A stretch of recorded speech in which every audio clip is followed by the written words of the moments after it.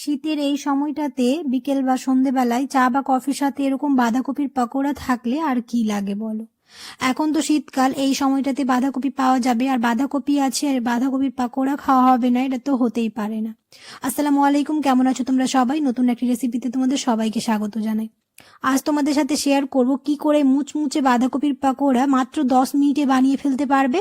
দেখে নাও তাহলে আজকের রেসিপি। ভিডিও শুরু করার আগে একটাই রিকোয়েস্ট, চ্যানেলটিকে যদি সাবস্ক্রাইব না করে থাকো তাহলে সাবস্ক্রাইব করে দিও আর পাশে থাকা বেল আইকনটাকে প্রেস করতে একদমই ভুলো না। আর যদি ফেসবুক থেকে দেখো তাহলে অবশ্যই পেজটাকে ফলো করে দিও। তোমরা অনেকেই আছো ভিডিও থেকে চলে যাচ্ছ, সাবস্ক্রাইব করো না, অবশ্যই সাবস্ক্রাইব করে দিও। ফ্রেন্ডস আর ফ্যামিলির সাথে বেশি বেশি করে ভিডিওটা শেয়ার করে দিও। আর এই বাঁধাকপির পকোড়া দেখতে যতটা লোভনীয়, খেতেও হয় মজাদার। যারা এখনো ট্রাই করে দেখোনি অবশ্যই ট্রাই করে দেখে নিতে পারো আজকের রেসিপি দেখে। খুবই সহজে যে কেউ বানিয়ে ফেলতে পারবে। দেখে নাও তাহলে আজকের রেসিপি।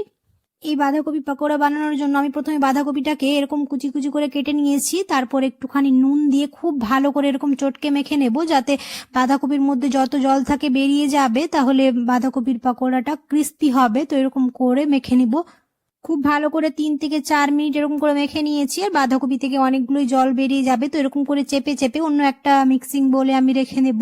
আর পরে দেখিয়ে দিচ্ছি কতটা জল বেরোবে। তো এরকম করে সবগুলো জল বের করে নিলে বাঁধাকপিটা খেতেও ভালো, পকোড়াটা খেতেও ভালো লাগবে আর অনেক ক্রিস্পি হবে। দেখতেই পাচ্ছ অনেকগুলো জল বেরিয়েছে।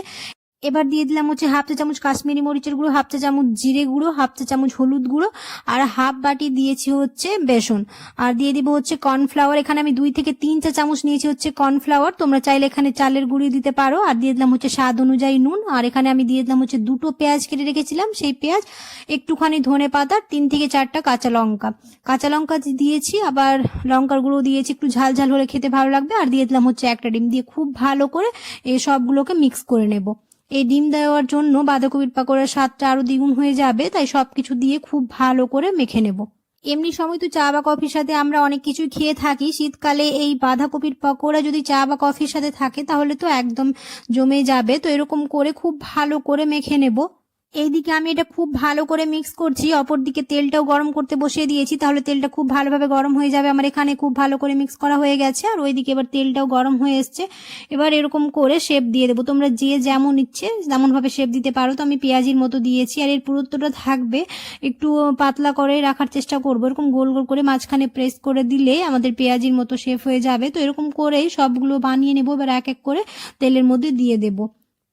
এর পুরুত্বটা একটুখানি পাতলা আর একটু বড় করার চেষ্টা করেছি, তাহলে এটা খুব ক্রিস্পি হবে।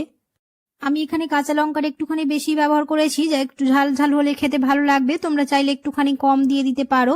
তো আমার সবগুলো এরকম ছাড়া হয়ে গেছে। এবার একটা চামচ নিয়ে নিচের দিকটায় খুব ভালো করে নাড়িয়ে চাড়িয়ে দিলাম, যাতে কড়াইয়ে না লেগে যায়। গ্যাসের ফ্লেমটাকে একদম মিডিয়াম টু হাই করে রাখবো আর এরকম করে খুব ভালো করে লাল লাল করে ভেজে নেব। একটা কাঁটা চামচ নিয়ে এক পিঠ যখন খুব ভালোভাবে ভাজা হয়ে যাবে, তো একটা কাঁটা চামচ নিয়ে অপর পিঠও ভালো করে ভেজে নেব। আর কাঁটা চামচ নিয়ে এরকম করে করব, তাহলে এগুলো ভেঙে যাওয়ার চান্স থাকবে না। তো এরকম করে এ পিঠও উল্টে দেবো, দিয়ে লাল লাল করে ভেজে নেবো। তোমরা তোমাদের পছন্দ মতো কালার করে ভেজে নিতে পারো। আশা করছি আমার আজকের রেসিপি বুঝতে তোমাদের কোনো অসুবিধা হয়নি আর আজকের রেসিপি তোমাদের ভালো লেগেছে। যদি ভালো লেগে থাকে তাহলে অবশ্যই একটা লাইক করে দিও আর কমেন্টে জানাতে ভুলো না কেমন হয়েছে। এক পিঠ তো আমার খুব ভালোভাবে ভাজা হয়ে গেছে, অপর পিঠও এবার ভেজে নেব খুব ভালো করে। আর এখানে তোমরা তোমাদের নিজেদের পছন্দ মতো ভেজে নিতে পারো। তো আমি খুব একটা লাল লাল করে ভাজবো না। এই বাঁধাকপির পকোড়া চা বা কফির সাথে সাথে এরকম যদি সস দিয়ে আমরা খাই দারুণ লাগবে খেতে। তো আমার খুব ভালো করে 2 পিঠই ভাজা হয়ে গেছে, এবার তুলে নেব। দেখতেই পাচ্ছ কতটা ক্রিস্পি হয়েছে আর কতটা লোভনীয় লাগছে। দেখা হবে খুব শিগগিরই পরের একটি নতুন রেসিপিতে। সবাই খুব ভালো থাকবে, সুস্থ থাকবে, সাবধানে থাকবে। আল্লাহ হাফেজ। আর এরকম করে সসের সাথেও এই বাঁধাকপির পকোড়া দারুণ লাগে খেতে।